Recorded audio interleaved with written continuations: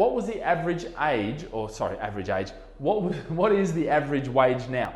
It's actually in 2011, it's £456 per week, okay? That's the average wage. Now, obviously, I realise some people are making significantly lower than that. Some people are making significantly more. But that is the average wage right now. If we go back just 11 years to the year 2000, the average wage was £200 per week.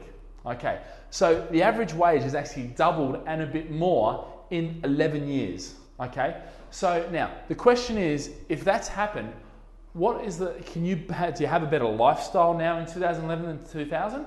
Probably not much. I mean, yeah, you might have a better mobile phone, a bigger TV, those sort of things. But in actual fact, if you look at what 456 buys today, it's probably around the same that it bought for £200 back in 2000. Now, if we take that same thinking and we say in 11 years' time in 2022, okay, so 456, multiply that by 2, 912, okay? So what we'll do, our average wage will probably be 912. Now, if we do this with this, in 11 years, okay, that 100,000 has already decreased in value.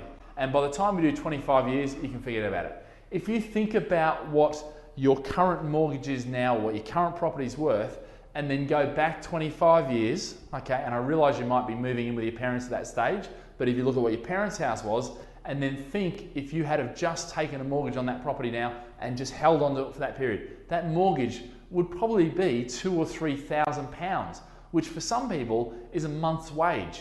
Whereas back then, it was probably a whole year's wage, okay? That's the effect of inflation. Inflation is your friend if you use it, okay? Debt, you've got to get rid of that fear of debt and realize that when you embrace debt, use it to your advantage, actually it can create amazing things. There's so many simple things that you can do to make money in property. Use debt, use the inflation, use an offset or line of credit. They're just 3 simple things. And look, 2 of them are just about changing this, understanding something differently. This is about doing something differently. And a lot of what I'm going to teach you and a lot of what you're going to learn about property is not about what you have to go and do. It's not about going out and seeing estate agents, negotiating deals. It's about changing the way you think. And that's what I really want to get across to you. Change the way you think about a lot of things, because these myths and the guru BS and hype, has got it wrong. And you've got to change and rewire your brain to start thinking wealthy, to start thinking success. So guys, I'm sure you found that information really valuable. The first step really now is that you need to get a plan. You need to actually, work out exactly how you're going to put this in place.